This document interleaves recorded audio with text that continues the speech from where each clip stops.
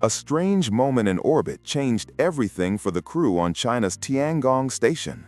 The scene looked calm until a silent flash appeared near their returning spacecraft. It was bright enough to catch their eyes, but too quick for the cameras to lock onto. The astronauts froze for a brief second, as if they sensed something unusual moving outside the window. When Mission Control reviewed the footage, they noticed the light lasted less than a heartbeat, which raised serious concern among the engineers watching from Earth. No alarm sounded inside the station, yet the timing felt sharp and suspicious, and the lack of answers created a quiet tension across the entire team. In space, even a tiny fragment can travel faster than any aircraft on the planet. So the idea of an unseen impact made the situation far more dangerous than it first appeared. That one flash opened a deeper mystery that no one could explain. What exactly touched the ship, and why did it vanish without a trace? The Shenzhou 20 mission began as one of China's most stable operations, and the crew expected a smooth return after spending months aboard the Tiangong station. The rotation plan was simple, and it grew even more promising when Shenzhou 21 arrived with new supplies, fresh equipment, and a replacement team trained to take over every duty on the outpost. Both groups worked side by side during the handover, and their cheerful interactions created the feeling that the mission was unfolding exactly as planned. Inside the station, the atmosphere was relaxed. The astronauts cooked their first meal together using newly delivered tools, recording videos that showed a rare sense of comfort in orbit. However, behind that calm routine, engineers on the ground continue tracking a rising concern in low Earth orbit. Thousands of fragments from old rockets, lost bolts, and abandoned satellites now travel faster than any aircraft on Earth. Even a piece the size of a coin can damage a spacecraft at those extreme speeds. This growing cloud of debris has turned routine flights into high-risk journeys that demand constant monitoring. As Shenzhou 20 prepared for departure, one question began to trouble the teams on Earth. What if the silent flash seen earlier was a sign that something had already gone wrong? The first confirmed sign of trouble came from a barely noticeable vibration inside the Shenzhou 20 spacecraft. It appeared so quickly that most systems did not even react. The crew did not hear a sound. Yet one of the internal sensors captured a sharp pulse that did not match any normal activity from the station or the docked vehicles. Engineers on Earth replayed the data repeatedly, trying to understand how a perfect mission could suddenly show an unexplained disturbance. The pattern did not line up with engine movement or routine adjustments. So the team began to suspect that an external object might have brushed against the hull. As the review continued, the video feed from the station revealed that same silent flash that had confused the astronauts earlier. The light appeared for less than a second, but the reflection against the metal surface suggested that something small passed by at extreme speed. When the engineers matched the flash with the vibration, they realized they were looking at a possible impact that happened too fast for any alarm to detect. Inside the spacecraft, everything looked stable. The screens glowed normally, pressure levels held steady, and the temperature curve stayed within safe limits. But this calm environment made the situation more unsettling because a spacecraft that appears healthy on the surface can still hide dangerous structural problems beneath. The engineers understood that stress from a high-speed collision does not always show its effects immediately. A microscopic crack can expand during re-entry. The heat flow can target a weakened area, and a small fracture can turn into a fatal break when the capsule hits the thick layers of the atmosphere. At this stage, the mission controllers faced a difficult decision. They could allow the return to proceed as planned and risk sending the crew through re-entry with unknown damage, or they could postpone the landing until a safer option emerged. The risk grew even higher when analysts noted that the damaged spacecraft would also be the crew's escape vehicle in any emergency. If a fire, decompression, or coolant leak occurred on the station, the astronauts would be forced to return to Earth in a capsule that might fail under stress. The decision to delay the return of Shenzhou 20 began as a precaution. Yet the longer the engineers studied the data, the more worrying the situation became. A spacecraft built for re-entry must endure intense heat, violent pressure changes, and rapid deceleration. Even a small structural weakness can turn those conditions into a disaster. At this stage, the mission controllers faced a difficult decision. They could allow the return to proceed as planned and risk sending the crew through re-entry with unknown damage, or they could postpone the landing until a safer option emerged. The risk grew even higher when analysts noted that the damaged spacecraft would also be the crew's escape vehicle in any emergency. If a fire, decompression, or coolant leak occurred on the station, the astronauts would be forced to return to Earth in a capsule that might fail under stress. The decision to delay the return of Shenzhou 20 began as a precaution. Yet the longer the engineers studied the data, the more worrying the situation became. A spacecraft built for re-entry must endure intense heat, violent pressure changes, and rapid deceleration. Even a small structural weakness can turn those conditions into a disaster. Inside Mission Control, specialists reviewed each system one by one. The thermal protection layer showed no visible signs of damage. Although this alone was not enough to confirm safety, a microscopic crack hidden beneath the surface could expand during re-entry, especially when temperatures exceed thousands of degrees. The navigation engineers raised another concern. A weakened frame might cause instability during the rapid spin adjustments required to guide the capsule through its descent path. This combination of unknown risks made the idea of returning home far more dangerous than the astronauts expected. The shock layer that forms around a descending capsule is a violent bubble of energy, and if it interacts with a weakened point, the result can be catastrophic. The engineers considered several scenarios to estimate the potential danger. If the impact had weakened the outer shell, the heat shield might not distribute temperature evenly. If the electronic lines had been struck, the guidance systems could fail during the final descent. If the parachute housing had been affected, the lines might not deploy smoothly once the capsule reached the lower atmosphere. Each scenario represented a different path to failure, and none of them offered a safe outcome. The mission leaders concluded that allowing Shenzhou 20 to return as planned would be reckless. The timing of the impact, the silent flash, and the unexplained vibration made the danger impossible to ignore. The decision to postpone the return was made to protect the crew, yet the delay created a new question that no one wanted to voice.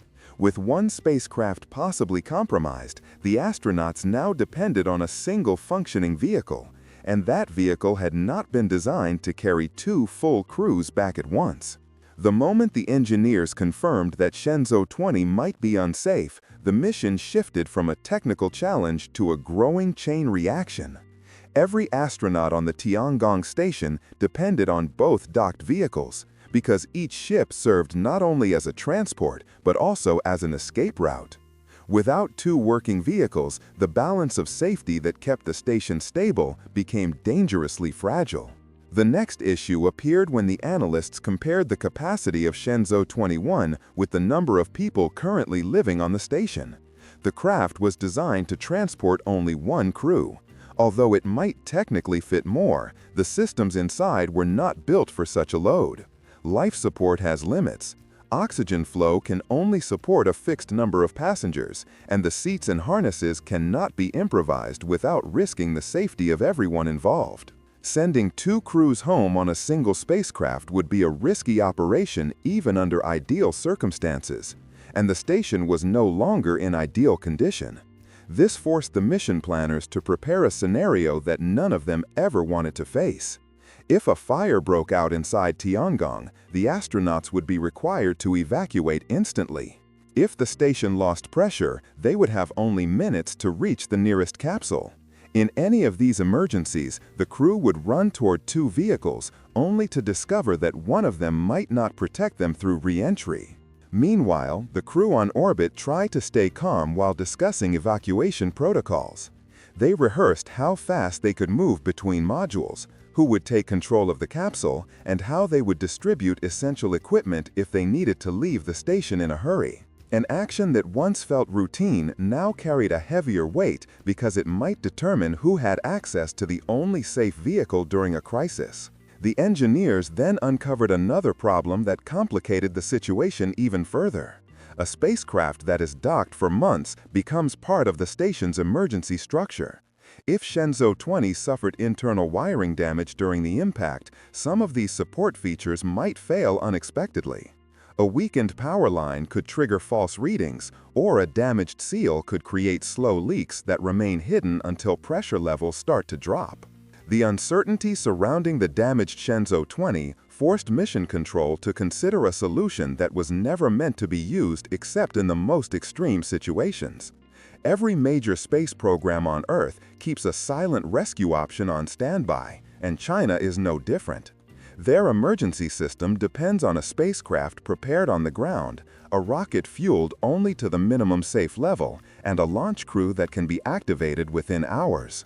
Until now, this plan had lived only inside classified documents.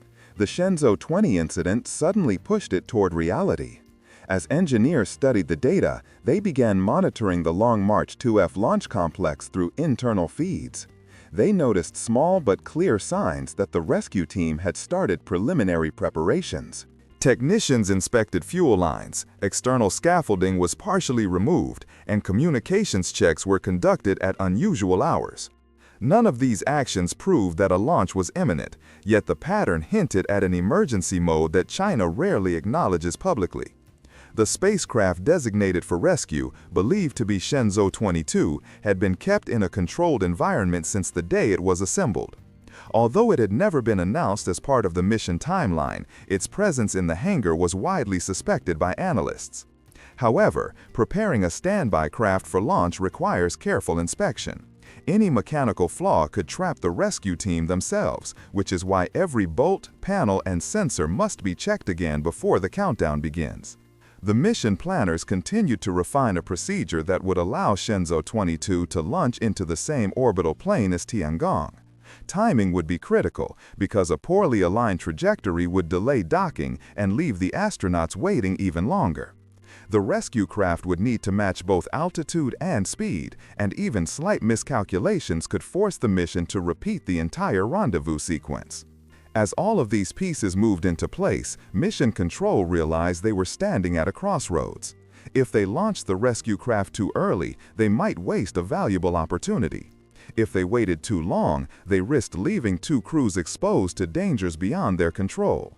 While the rocket was being prepped, analysts were forced to ask a darker question. What actually hit the spacecraft? The impact on Shenzhou 20 forced analysts to explore a possibility far more complex than a simple collision.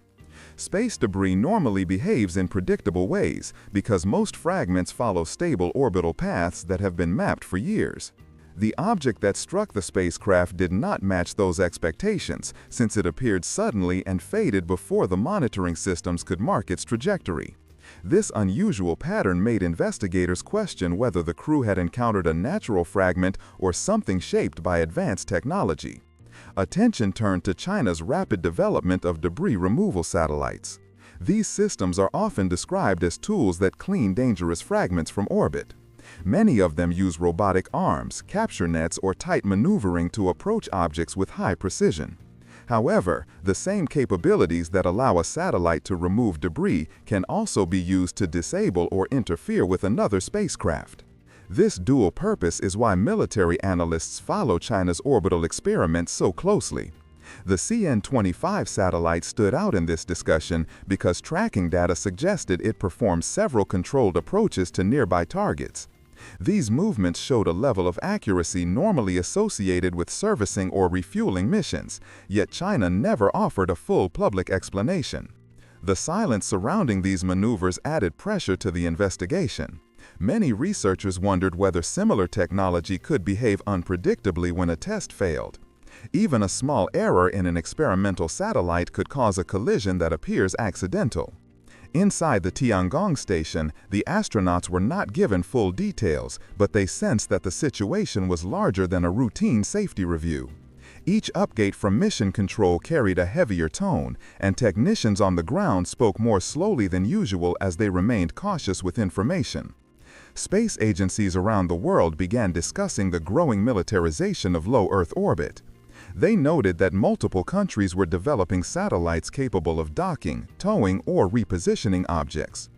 Although such systems are often marketed as tools for satellite maintenance, the ability to manipulate a spacecraft is powerful enough to change the balance of space security. Mission planners responded by strengthening their monitoring systems and expanding their tracking networks. These efforts revealed a pattern of unusual movements among certain fragments, which deepened the suspicion that not all objects in orbit were behaving naturally. Even if the Shenzhou 20 strike had been unintentional, the orbital environment was clearly changing in ways that introduced new threats. In the end, the Shenzhou 20 damage revealed more than a single vulnerability. It exposed a fragile balance between peaceful missions and quiet competition in orbit, where nations test technologies that the public rarely sees. The event pushed investigators to rethink what debris truly means in an age of rapid innovation.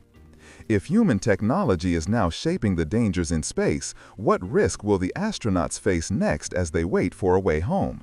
The Shenzhou 20 incident leaves us with a final truth that is impossible to ignore.